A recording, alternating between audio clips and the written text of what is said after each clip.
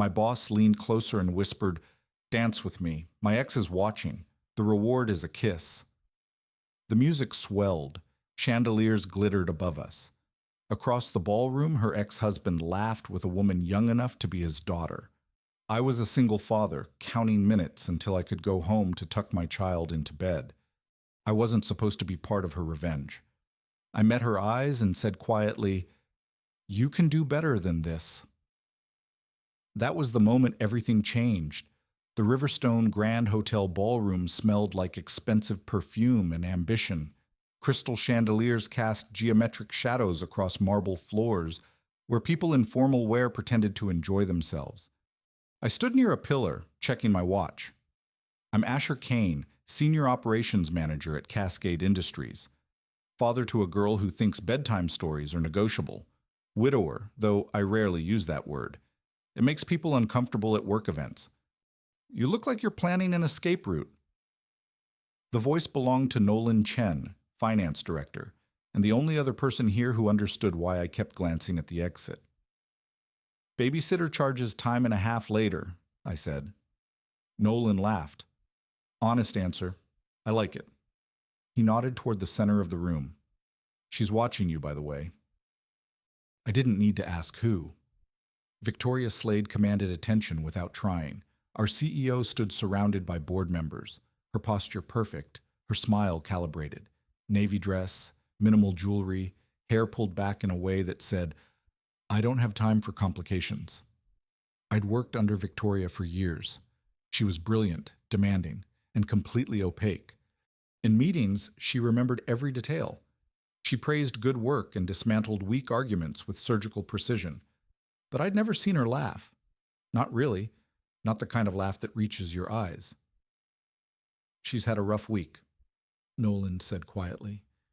"Did you hear about the divorce finalization?" I hadn't.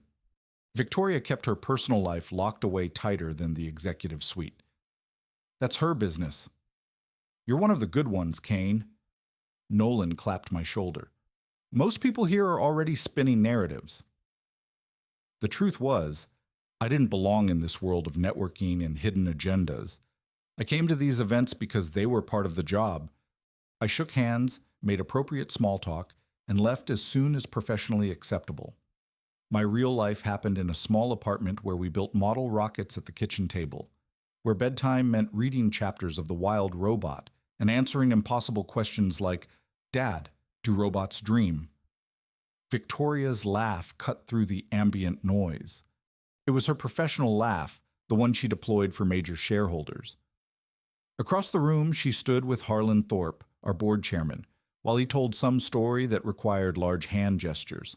I checked my watch again. "You know," Nolan said, "she specifically requested you be here tonight." That made me look up. "What?"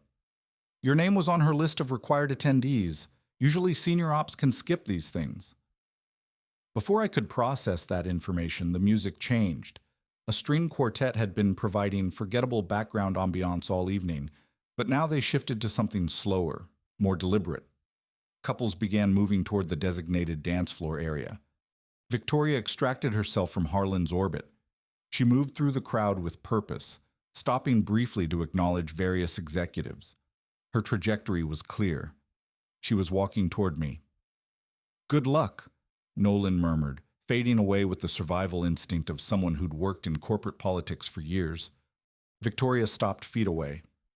Up close, I could see the tension around her eyes, barely visible beneath flawless makeup. "Asher, I'm glad you could make it." "Miss Slade." I kept my tone professional. "Victoria," she corrected. "We're not in the office." The correction felt significant, though I wasn't sure why. Behind her, I caught sight of a man in an expensive tuxedo, silver hair, confident smile. He had his arm around a woman who looked barely 30. Victoria's ex-husband had to be. She followed my gaze, then looked back at me. Her mask slipped for just a second. I saw something raw underneath, pain, humiliation, rage. Then the mask returned. "I need to ask you something," she said. Victoria Slade's reputation preceded her wherever she went. She'd taken Cascade Industries from regional obscurity to national prominence. Business magazines called her the strategist who never blinks. Forbes featured her in their Under 40 issue with the headline, How Victoria Slade Built an Empire on Precision. What they didn't write about was the divorce. Barrett Langford, venture capitalist and serial entrepreneur, had been her husband for years. They'd been the power couple of Riverstone City's business scene. Then everything imploded. The details were sealed by aggressive NDAs, but rumors circulated anyway. Infidelity, financial disagreements, a prenup battle that left lawyers wealthy. I only knew because my daughter's teacher, Mrs. Harlow, loved gossip and had mentioned it during parent-teacher conferences. Can you imagine finding out your husband had been, well, I shouldn't say, but that poor woman.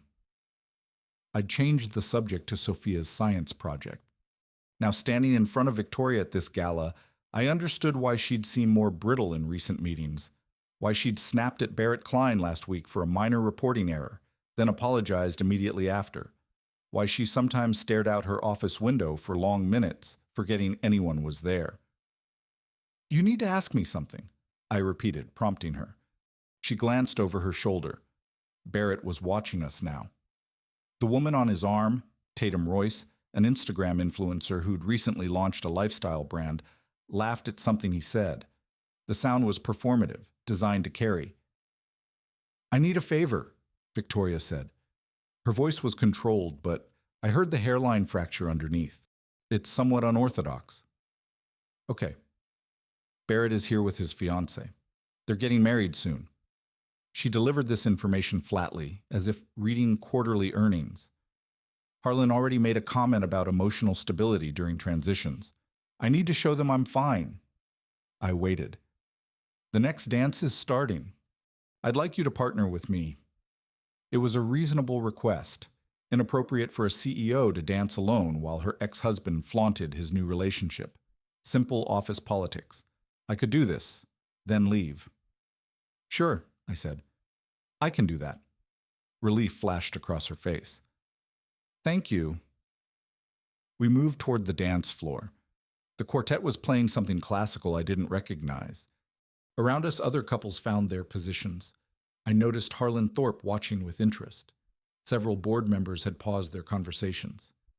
Victoria stepped closer. She smelled like jasmine and something citrus. Her hand settled on my shoulder, light and correct. I placed my hand on her waist, maintaining appropriate distance. The music began. We moved together, and I was grateful for the ballroom dancing lessons my late wife had insisted on before our wedding. Basic waltz, nothing complicated. You're better at this than I expected, Victoria said. My wife loved dancing. She taught me. I didn't know you were married. Was. Past tense. Cancer. Her expression shifted. I'm sorry. I should have known that. Why? You're my boss, not my biographer. Still. She was quiet for a moment. You have a daughter, Sophia, currently convinced she's going to be an astronaut. A small, genuine smile touched Victoria's lips. What does she think of you being at fancy parties? She made me promise to remember what the desserts looked like so I could describe them tomorrow. She's very invested in cake architecture. Victoria actually laughed, not the professional version, a real laugh, surprised out of her. Then her gaze shifted past my shoulder. Her grip on my hand tightened. Barrett and Tatum had joined the dance floor. They were performing, all exaggerated dips and movements designed to draw attention. Tatum's laugh rang out again. Victoria's breathing changed. Faster, shallower. Hey, I said quietly. You don't have to watch them. Everyone's watching everyone, she said. That's how this works. The music shifted tempo. Couples adjusted, some leaving the floor, others arriving. Barrett and Tatum remained, now closer to us. Close enough that I could hear Tatum's voice. Baby, you're stepping on my dress. Victoria stiffened against my hand. I'd seen her negotiate million-dollar contracts. I'd watched her present to hostile shareholders without breaking composure. But now, with her ex-husband feet away, dancing with a woman young enough to be his daughter. Victoria's carefully constructed armor showed cracks. Years, she said suddenly. We were married for years. Do you know when it started with her? I didn't answer. She wasn't really asking me. Our anniversary dinner. He texted her from the table while I was in the restroom. Her voice was very quiet, meant only for me. I saw it when I got back. Just a glimpse of his screen. Missing you tonight. Victoria. I confronted him in the parking lot. He said it was nothing, a business associate. I wanted to believe him because believing him was easier than destroying everything we'd built. The quartet played on around us. Other couples moved in their own orbits, oblivious. He proposed to her at the same restaurant where he proposed to me. Did you know that? I found out from a magazine spread. Venture capitalist Barrett Langford and lifestyle influencer Tatum Royce announce engagement at romantic Riverstone Bistro. She recited it like memorized testimony. They used the same photographer. I kept us moving, maintaining the rhythm, giving her something steady to hold on to. I'm sorry, I said, and meant it. Everyone says that. Her eyes were bright, but no tears fell. Victoria Slade didn't cry at corporate galas. But they're all watching to see if I'll break. Harlan wants to know if I'm emotionally compromised. Barrett wants to prove he won.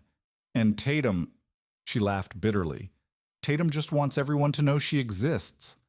Barrett spun Tatum dramatically. She squealed with delight. Several people applauded. I need to... Victoria's breath caught. I need them to see that I'm fine, that I don't care, that he didn't destroy me. But he did hurt you, I said. And that's not the same as being destroyed. She looked up at me then. Really looked at me.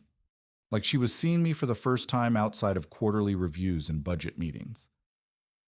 Why are you being kind to me? Why wouldn't I be? Because I'm not kind. Not really. I'm demanding and difficult. And I make people work overtime and you're also human, I interrupted. And you're hurting. The music was building toward something. I could feel it in the quartet's intensity, in the way other dancers moved with more purpose. Victoria's hand moved from my shoulder to my chest, not suggestively, more like she needed to steady herself. Asher, I need to ask you something else. The real favor. Warning bells went off in my head. Okay. I need you to kiss me. I stopped moving. We stood there, frozen in the middle of the dance floor while other couples swirled around us. What? Just for a moment, right here, where everyone can see, where Barrett can see. I need him to think... She took a shaky breath.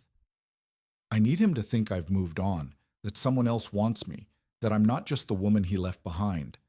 I saw it then. The desperation underneath her perfect composure. She wasn't asking me to dance. She was asking me to be a prop in her revenge fantasy. Victoria, please. Her voice broke on the word. I'll make it worth your while. Promotion, bonus, whatever you need. Just please help me win this one thing. The chandelier light seemed too bright suddenly. I could feel eyes on us, though whether they were actually watching or if that was just my imagination, I couldn't say. Barrett and Tatum danced past us. He caught Victoria's eye and smiled, smug and victorious. Please, Victoria said again. I'm not asking as your boss. I'm asking as someone who's desperate and humiliated and trying not to fall apart in front of people who are all waiting to see if I'll crack. My phone buzzed in my pocket, probably the babysitter, Mrs. Lynn, from downstairs. Sophia had likely finished her homework and was negotiating for extra tablet time. I thought about my daughter, safe in our apartment, arguing about screen limits. I thought about the conversation we'd had last week when she asked why her best friend Mia's parents were getting divorced. Because sometimes people stop being kind to each other, I told her. And when that happens, it hurts everyone around them too. Were you and Mom always kind? Sophia had asked. We tried to be. We didn't always succeed, but we kept trying. Now, Victoria stood in front of me, asking me to participate in a performance designed to hurt someone, even if that someone deserved it. The music's going to end soon, Victoria said. Barrett is watching. The board is watching. This is my chance to show them all that I'm fine, that I'm more than fine, that I'm using me, I finished quietly. She flinched. I didn't mean, yes, you did. That's exactly what you meant. I kept my voice level, not accusatory, just stating facts. You want me to kiss you so your ex-husband feels jealous or diminished or whatever emotion you're hoping for. You want the board to see you as stable and moved on. This isn't about me. This isn't even really about you. It's about them. So you won't do it. I didn't say that. I paused, choosing my words carefully. I'm saying you need to think about what you're actually asking. You want to use a fake kiss to prove something to people who don't matter. But what does that prove? That you can play the same games Barrett played? That you're willing to manipulate someone into helping you perform happiness? The music swelled toward its crescendo. Around us, couples prepared for the final flourish. You don't understand, Victoria said. Her voice was strained. You don't know what it's like to have everyone watching, waiting for you to fail, to walk into meetings and know they're all wondering if you're about to have a breakdown, to see your ex-husband parade his new life in front of you like a trophy. You're right. I don't understand that specific situation. I met her eyes. But I understand grief. I understand humiliation. And I understand what it's like to be so desperate for people to stop pitying you that you'd do anything to prove you're fine. Then help me. I'm helping you. I'm telling you this won't work. Her jaw tightened. You don't know that. Yes, I do.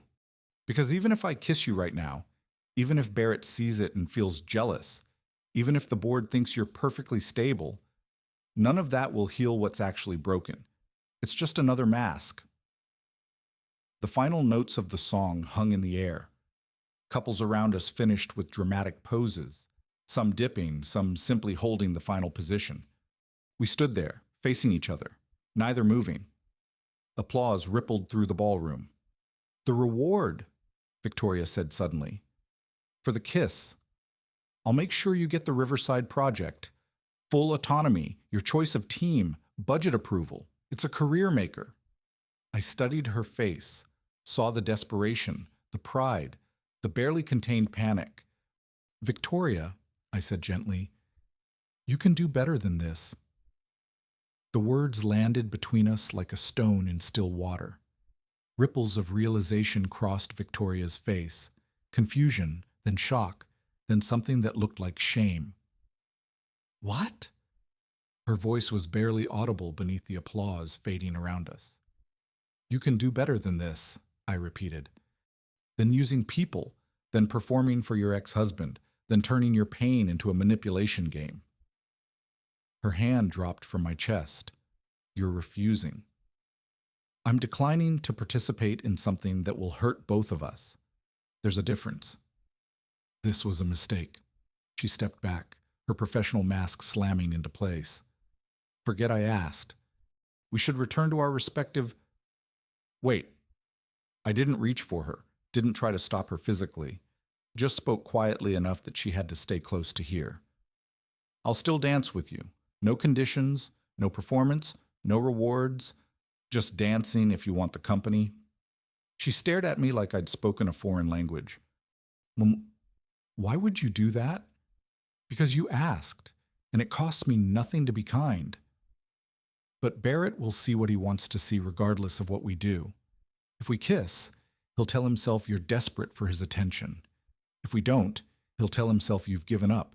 You can't control his narrative. You can only control your own. The next song began, something slower, more melancholic. Couples reformed, fewer now. Some had drifted toward the bar. The excitement of the moment passed. Victoria stood frozen, a dozen micro-expressions flickering across her face, too fast to categorize. Then, slowly, she nodded.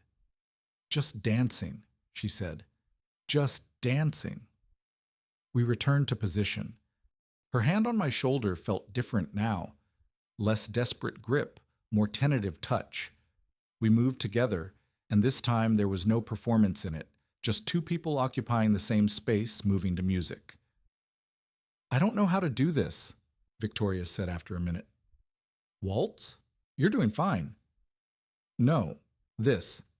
Being honest, not playing games. I've been playing games for so long I forgot there was another way. I thought about how to respond. My wife and I went to counseling once, just before she got sick. Not because we were having problems, but because she wanted to make sure we had tools for when problems came.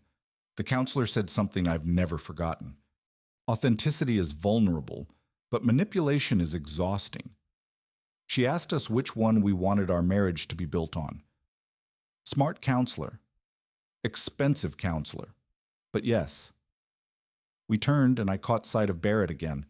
He was watching us now, his expression calculating. Tatum was talking animatedly, oblivious to his divided attention. He's staring, Victoria murmured. Let him. Doesn't it bother you? Why would it? I'm not performing. I'm just dancing with my boss at a work event. Though, if we're being authentic, I should tell you I'm really hoping to leave soon. Sophia will be in bed by then, but she likes to know I'm home. That surprised a small smile from her. You're thinking about your daughter while dancing with the CEO? I'm always thinking about my daughter. It's kind of the job. Must be nice. It's terrifying and exhausting and the best thing I've ever done. We danced in silence for a few more measures. The tension that had coiled through Victoria's frame was loosening gradually, like a spring unwinding. I'm sorry, she said finally, for asking you to kiss me, for trying to bribe you with career advancement, for... She exhaled slowly, for all of it. Apology accepted. Just like that? Just like that. You were hurting, and you made a choice you regret. That's pretty human of you. The CEO isn't supposed to be human at these events. She's supposed to be invincible. Maybe that's the problem. The song ended. We separated naturally, without awkwardness. Around us, people were beginning to migrate toward the dinner service being set up in the adjacent ballroom. The formal dancing portion of the evening was concluding. Victoria looked at me for a long moment. I should let you go. I'm sure your babysitter's wondering where you are. Probably. Mrs. Lynn is very punctual about her rates. Thank you, Asher, for the dance, for the honesty. She hesitated. For not taking advantage. That's a low bar to clear. You'd be surprised how many people can't clear it. She glanced toward where Barrett stood, now surrounded by a cluster of younger executives, laughing at something he'd said. I should do the rounds. Make appearances, prove I'm stable and professional and completely unaffected. Or, I said carefully, you could just go home. She looked startled. I can't leave. Harlan expects me to sit at the head table. There's the donor recognition segment, and you're the CEO. You can leave whenever you want. You don't need permission. It's not about permission. It's about perception. Right now, you're minutes away from a very public breakdown. I can see it. Anyone who actually looks at you will see it. Staying here, forcing yourself through more hours of small talk and performance, that's not strong. That's just stubborn. Victoria opened her mouth to argue, then closed it. She touched her temple, where I could now see a tension headache forming. I hate that you're right. I usually am. It's very annoying to my daughter. Despite everything, she smiled. I bet. Come on. I started walking toward the exit. After a moment, Victoria followed. We passed through the ballroom's gilded doors into the hotel's marble lobby. The noise of the party faded behind us. Victoria stopped near a column, seeming to deflate now that she was out of view. I don't know what to do now, she admitted. I've been planning for this night for weeks. How I'd look, what I'd say if Barrett spoke to me, how I'd prove to everyone that I was fine. And now now you're choosing yourself over performance. That's actually the hardest thing. She was quiet for a moment, processing. Then, how did you do it? After your wife died? How did you face people? The question caught me off guard. Honestly, I didn't at first. I took family leave, holed up in our apartment, let my sister handle most of the logistics. Sophia and I just existed for a while, ate cereal for dinner, watched too much television, cried when we needed to. That sounds nice. It wasn't. It was awful. But it was real awful, not performed awful. And eventually we came out the other side. Victoria nodded slowly. I haven't cried yet. Not once. Not when I found the texts. Not during the lawyer meetings. Not when the divorce was finalized. Everyone says I'm handling it so well. Maybe you're not handling it. Maybe you're just postponing it. That sounds exhausting. Manipulation is exhausting, I quoted. Remember? She actually laughed, though it was shaky. Your expensive counselor was onto something. My phone buzzed. I checked it. Mrs. Lynn asking if I'd be much longer. I need to go, I said. But for what it's worth, I think you made the right choice. Leaving, not playing games, being honest. I don't feel right. I feel like I'm running away. Sometimes retreat is the smartest strategy. You're a good CEO. You know when to regroup. Victoria studied me with an expression I couldn't quite read.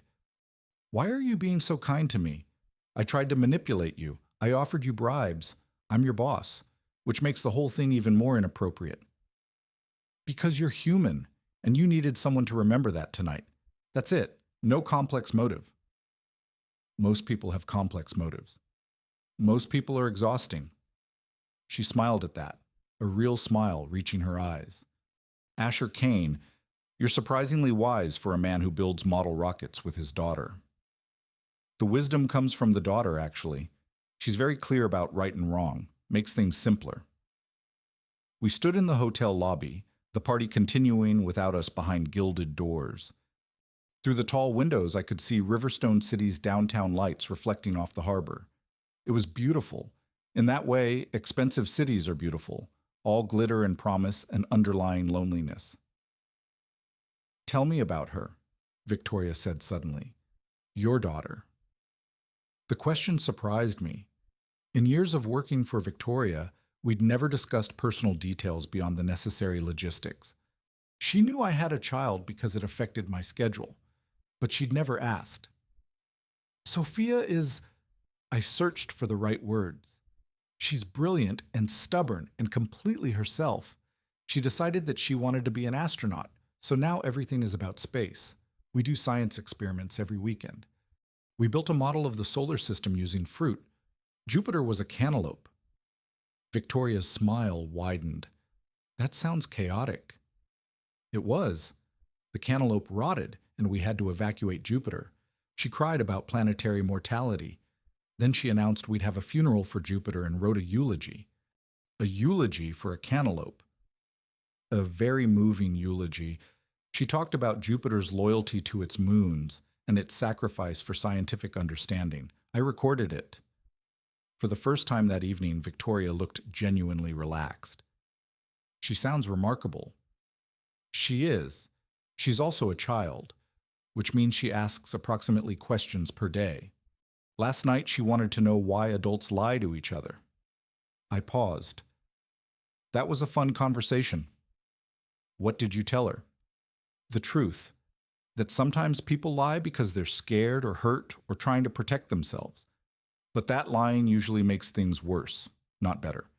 And that the people worth keeping in your life are the ones you don't have to lie to. Victoria absorbed this. Your daughter is very lucky. I'm the lucky one. She keeps me honest. Every decision I make, I think. What would Sophia learn from watching this?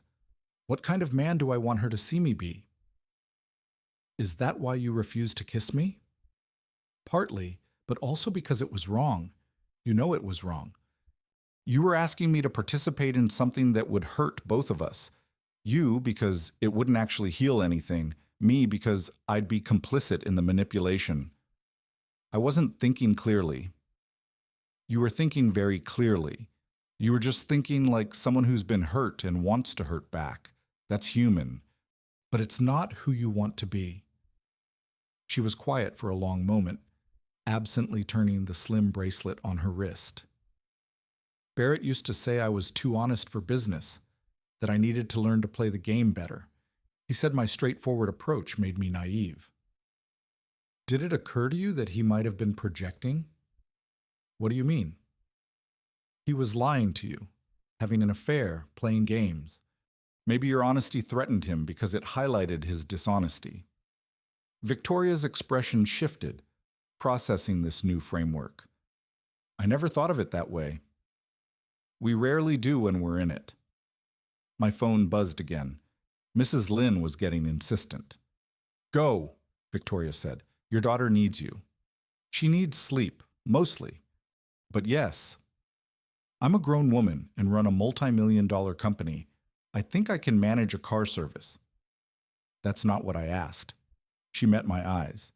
I don't know if I'll be okay, but I'll be honest about not being okay, which feels like progress. It is progress. Asher. She spoke as I turned to leave. Thank you for seeing me tonight. The real me, not the CEO version. The CEO version is pretty impressive, but the real version is braver. I left through the hotel's front entrance, where the valet had my modest sedan waiting. As I drove through Riverstone's downtown streets toward my apartment building, I thought about the evening, about Victoria's desperation, her vulnerability, her last-minute choice to walk away from performance. My phone rang through the car speakers. Nolan Chen. You left early, he said without preamble. People are talking. Let me guess, they think something happened between me and Victoria. Among other theories, Barrett Langford is telling anyone who will listen that Victoria's mental state is concerning. Harlan looks constipated with disapproval. And Tatum Royce posted a story about winning that's getting a lot of traction. I sighed. People need hobbies. This is Riverstone corporate politics. Speculation is the hobby. Nolan paused. What actually happened? Victoria asked me to dance. We danced. Then we both left because parties are terrible. That's it. That's remarkably boring. Good. For what it's worth, I think you did the right thing, whatever the right thing was. Victoria looked more human tonight than I've seen her in months. She is human. People forget that about bosses. Most bosses forget that about themselves. Nolan's tone shifted. Just watch your back tomorrow. Harlan doesn't like disruptions to his narrative, and you've somehow become a disruption. We hung up as I pulled into my building's parking garage. Mrs. Lynn was waiting in my apartment, knitting something that might have been a scarf, or possibly a very ambitious sock. She's asleep, Mrs. Lynn reported. Finished homework, brushed teeth, only argued about bedtime instead of the usual. I'm calling that progress. I paid her, including the time-and-a-half fee. She left with a knowing smile, and I finally exhaled fully for the first time all evening. Sophia's room was dark, except for the star projector she insisted on using. Constellations rotated slowly across her ceiling. She'd kicked off her blanket, sprawled in the boneless way only children can manage. Her tablet sat on the nightstand, displaying a paused video about the Mars rovers. I pulled the blanket over her, careful not to wake her. She stirred slightly, murmuring something about astronauts. Dad. Her voice was sleep-thick. I'm home. Was there cake? 4 kinds. I took pictures on my phone. We'll analyze the structural integrity tomorrow. She smiled without opening her eyes. Love you, Dad. Love you too, kiddo. She was asleep again within seconds. I stood there for a moment, watching her breathe, feeling the weight of the evening settle into perspective. This was what mattered, not corporate politics or revenge plots or performing stability for people who didn't actually care. This, my daughter, safe and loved and dreaming about space. The next morning arrived too early. Sophia bounded into my room, which was offensive on a Saturday, but standard for a child powered by curiosity and breakfast cereal. Dad, we need to make pancakes shaped like Saturn's rings. We need coffee first. Human coffee, not child coffee. There's no such thing as child coffee. Exactly my point. We made pancakes. They looked nothing like Saturn's rings and more like concentric disasters. But Sophia declared them scientifically interesting and ate them happily. My phone buzzed. Email from Victoria. Asher, thank you for last night. I'm taking a personal day. Soon we should discuss your leadership role on the Riverside project. You've earned it through merit, not manipulation. Also, I'd like to meet Sophia sometime, if that's appropriate. I think I could learn something from someone who writes eulogies for cantaloupes. I read it twice, then showed Sophia. My boss wants to meet you. The one from the fancy party? Yeah. Is she nice? She's learning how to be. I think you'd like her. Okay, but she has to be okay with messy science experiments. I think that can be arranged. Victoria didn't take just a personal day. She took the entire week, which shocked Cascade Industries' gossip network into overdrive. Harlan called an emergency board meeting. Nolan texted me daily updates that read like war correspondences. I kept working, did my job, avoided speculation. The following Saturday, Victoria showed up at the public library, where Sophia and I spent most weekend mornings. I was helping Sophia research Mars colony sustainability when I saw Victoria browsing the astronomy section, obviously uncomfortable in jeans and a casual sweater. Miss Slade, Sophia said loudly, because children have no concept of library voice. Dad says you might like science experiments. Victoria looked startled, then pleased. Are you good at experiments, or do you just watch? I don't know. I've never actually done any. Sophia's expression suggested this was the saddest thing she'd ever heard. You've never done science experiments, like ever? Not since school. And those were very structured. That's not real science. Real science is when you don't know what'll happen, and you have to figure it out. Sophia grabbed Victoria's hand with the casual authority of childhood. Come on. We're building a water filtration system today. You can help. I watched Victoria allow herself to be towed toward our usual corner table, where I'd already spread out materials, coffee filters, activated charcoal, sand, gravel, empty bottles. Is this okay? Victoria mouthed to me. It's perfect, I mouthed back. For the next couple of hours, Victoria Slade, CEO of Cascade Industries, built a water filtration system with a child.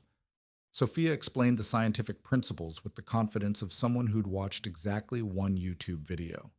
Victoria listened like it was the most important presentation she'd ever heard. See? Sophia said, pouring muddy water through their completed filter. The big pieces get caught first, then the smaller pieces, and the charcoal takes out the weird chemicals. It's like a series of strategic checkpoints, Victoria offered. Yes, exactly, Sophia beamed. You're good at this. Victoria looked genuinely happy. I am, aren't I? We went to lunch after, a diner Sophia loved because they served breakfast all day. Victoria ordered French toast and didn't flinch when Sophia explained her entire Mars colonization plan, complete with diagrams drawn on napkins. The hard part is water, Sophia explained. But I think if we had enough filters like we made today, we could recycle everything. Nothing wasted. Closed loop system. Very efficient, Victoria said. Exactly. I watched them bond over systems thinking and sustainability. Two minds that worked in similar patterns despite the age gap. On the walk back to our car, Sophia ran ahead to look at something in a shop window. Victoria and I walked in companionable silence. She's extraordinary, Victoria said. I know. You're doing a remarkable job. I'm doing my best. Some days my best is frozen pizza and tablet time, but we survive. Asher, she stopped walking. I want to apologize again. For that night at the gala, I was asking you to compromise your integrity for my ego. That was wrong on multiple levels. We've been over this. Apology accepted. Can we move forward? I'd like that. She hesitated. As friends, if that's not too inappropriate given our working relationship. Friends who build water filtration systems with children. I think that's the least inappropriate foundation possible. She smiled. Good. Sophia ran back.